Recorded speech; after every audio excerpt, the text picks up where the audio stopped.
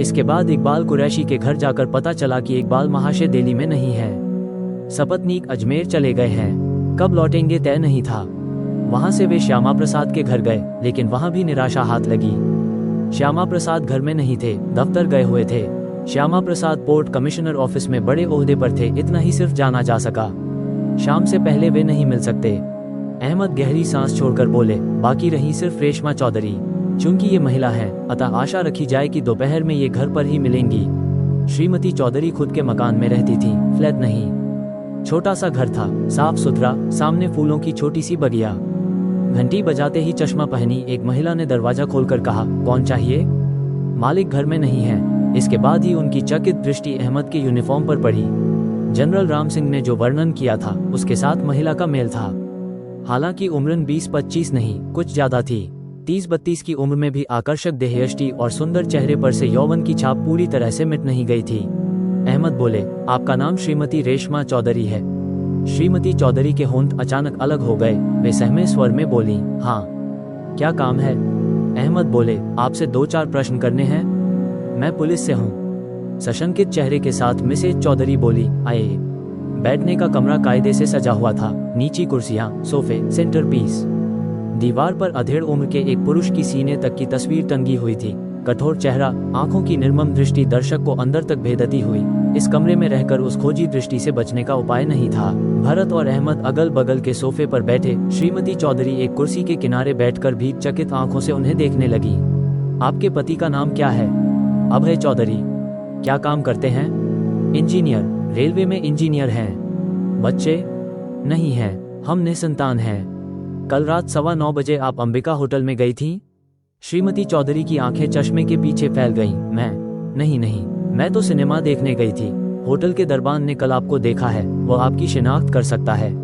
श्रीमती चौधरी का चेहरा सूख गया। होंठ चाटते हुए वे बोली, लेकिन मैं सिनेमा देखने गई थी, बसंत सिनेमा में। टिकट का आधा दिखा सकती हूँ। आपने सिनेमा का टिकट खरीदा था, ठीक है, लेकिन फिल्म खत्म होने से पहले ही आप अंबिका होटल गई थी। विजय बाबू के साथ आपने भेंट की थी। विजय बाबू का नाम सुनकर श्रीमती चौधरी का चेहरा मुर्दे जैसा हो गया।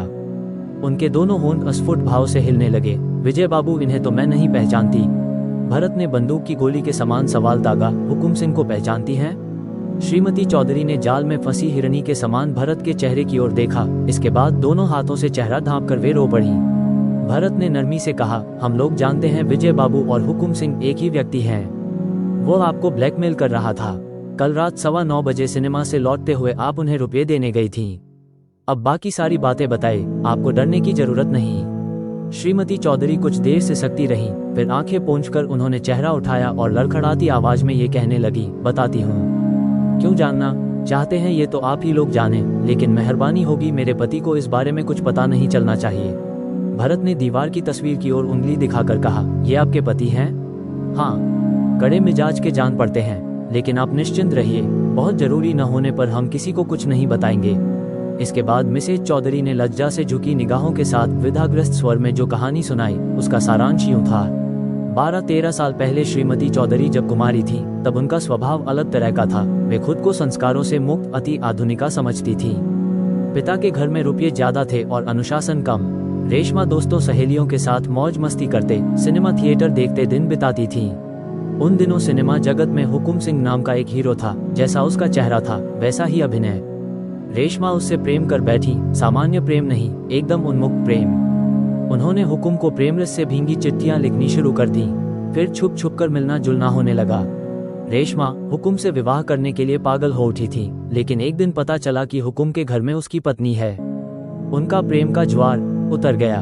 उनके पिता ने शायद कुछ संदेह कर लिया था। उन्होंने जल्दी से बेटी का विवाह कर दिया। इसके बाद 2 साल बीते। रेशमा के पति अतिशय सज्जन व्यक्ति थे, लेकिन यौन शिथिलता के मामले में उनका नजरिया बहुत सख्त था। विवाह के बाद रेशमा चौधरी का रोमांच का नशा छूट गया था। पति को उन्होंने प्रीति एवं श्रद्धा की नजरों से देखना शुरू कर दिया था। संतानादि न होने पर भी उनका दाम्पत्य जीवन सुखमय हो उठा था। एक दिन अखबार में भयंकर खबर छपी कि हुकुम ने अपनी पत्नी की हत्या कर दी है। मामला अदालत में गया। अभियुक्त बेशक बरी हो गया, क्योंकि उसने आत्मरक्षा में हत्या की थी। पत्नी ने चाकू से उस पर हमला किया था। उसके चेहरे और शरीर पर अंधाधुंध वार किए थे। अपनी जान बचाने के लिए उसने पत्नी का गला दबाकर उसे मार दिया था।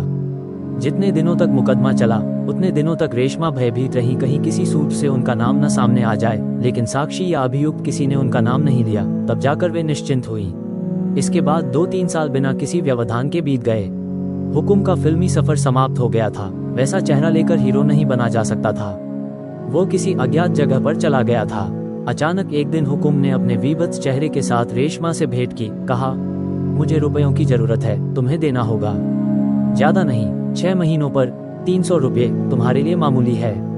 यदि मना करती हो तो तुमने मुझे जो सब चिट्ठियां लिखी थीं वे तुम्हारे पति को दिखा दूंगा। तभी से श्रीमती चौधरी हर 6 महीने पर 300 करके रुपये गिन रही थी। 6 महीनों में 300 रुपये उनके लिए बड़ी रकम नहीं थी, लेकिन सदा डर लगा रहता था कि पति को पता न चल जाए। कल रात वे रुपये देने अंबिका होटल गई थी। 202 नंबर कमरे के दरवाजे के बाहर से हुकुम को रुपये देकर वे चली आई थी। ये और कुछ नहीं जानती थी। श्रीमती की कहानी खत्म होने के बाद दोनों श्रोता कुछ पल चुपचाप बैठे रहे। इसके बाद भरत सांस छोड़ते हुए उठ खड़े हुए। बोले, अच्छा हम लोग चलते हैं। एक खुशखबरी देता जाऊं, कल रात 9:15 से 11 बजे के बीच विजय बाबू उर्फ हुकुम सिंह की हत्या हो गई है। घर से निकलकर दोनों फुटपाथ पर खड़े हुए। अहमद बोले, श्रीमती की आत्मकथा तो सुन ली, लेकिन हत्या का सुराग नहीं मिला। भरत बोले, बिल्कुल कुछ हासिल नहीं हुआ ऐसा नहीं कहा जा सकता।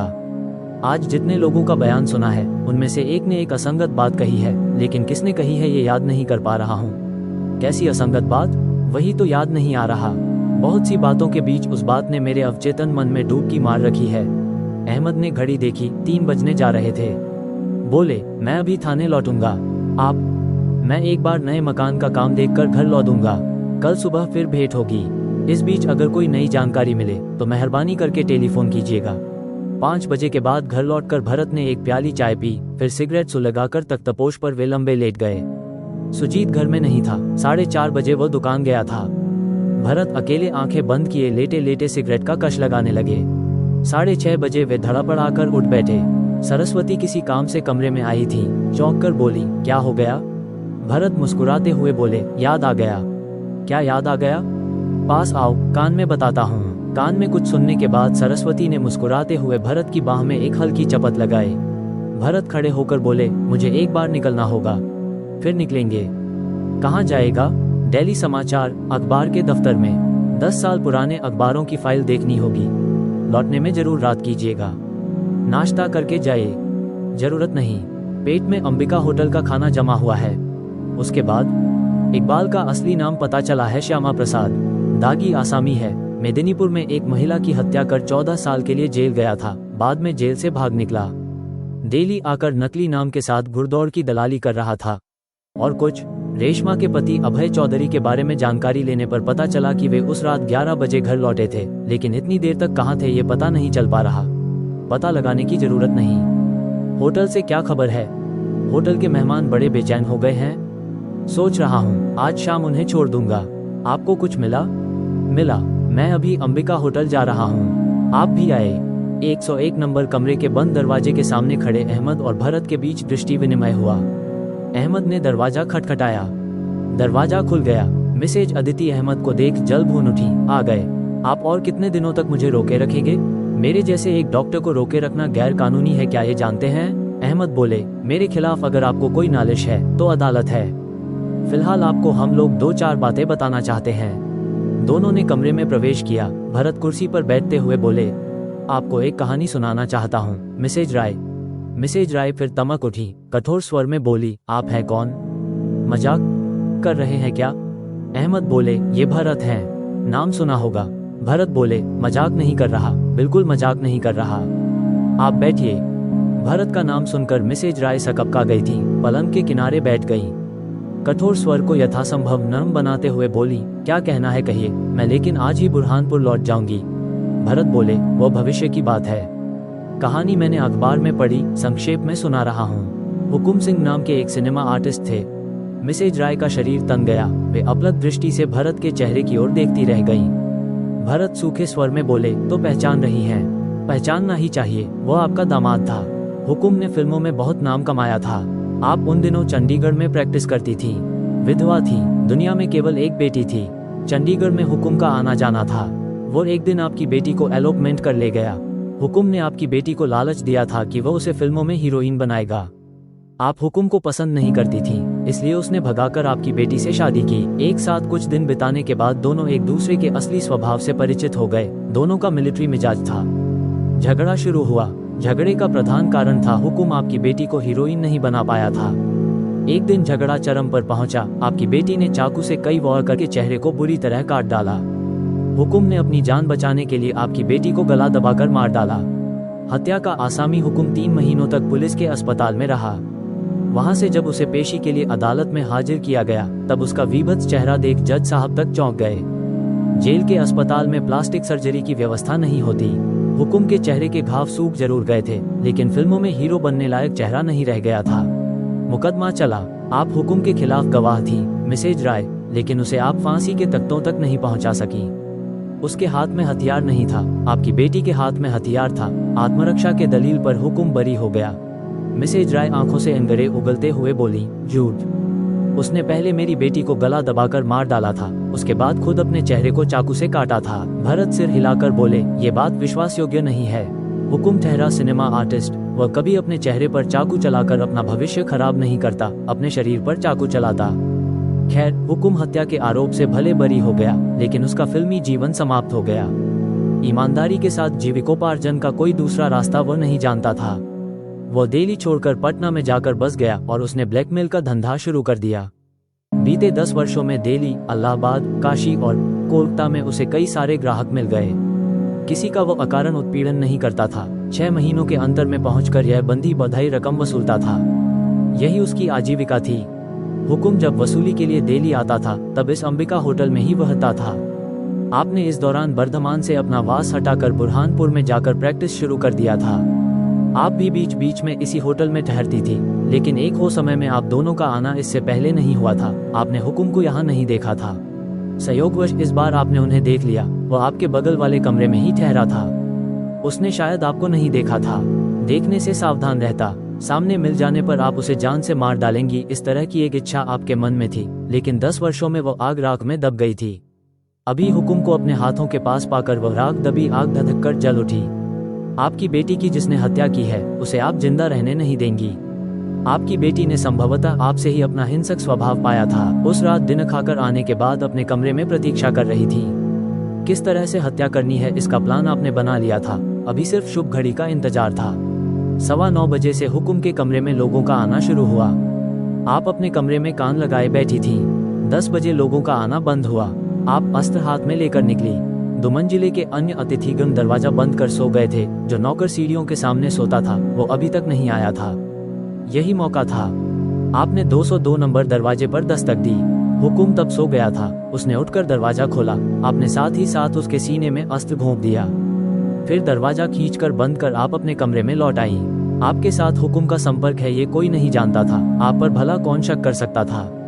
उल्टे रात में जो लोग विजय बाबू से मिलने आए थे, शक की सुई मुड़ेगी उन्हीं के तरफ। आपने एक छोटी गलती की थी। इंस्पेक्टर जब आपसे पूछताछ कर रहे थे, तब आपने बताया था विजय बाबू को आपने पहले कभी नहीं देखा था। इसके बाद ही आपने कहा वह चेहरा देखने पर याद रहता। हुकुम का चेहरा याद रखने लायक है, यह आपने कैसे जाना? कमरे के अंदर आपने एक बार झांका जरूर था, लेकिन उस वक्त हम 3 लोग दरवाजे के सामने खड़े थे। हुकुम का चेहरा आप नहीं देख पाई थी।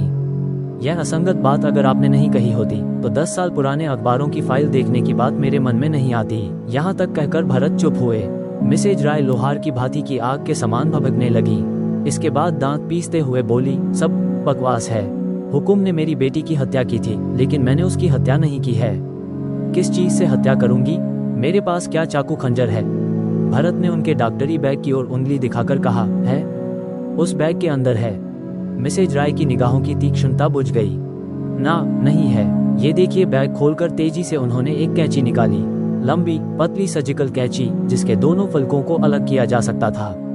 मिसेज राय एक फलक को खोलकर अपने सीने में घोंपने जा रही थी, लेकिन अहमद तैयार बैठे थे। उन्होंने बिजली के समान लपक कर मिसेज राय की कलाई थाम ली। मिसेज राय उन्मत्त स्वर में चीख पड़ी, छोड़ दीजिए, छोड़ दीजिए। भरत चैन की सांस लेकर बोले, चलिए, अस्त्र मिल गया। यह न मिलने से मुश्किल होती।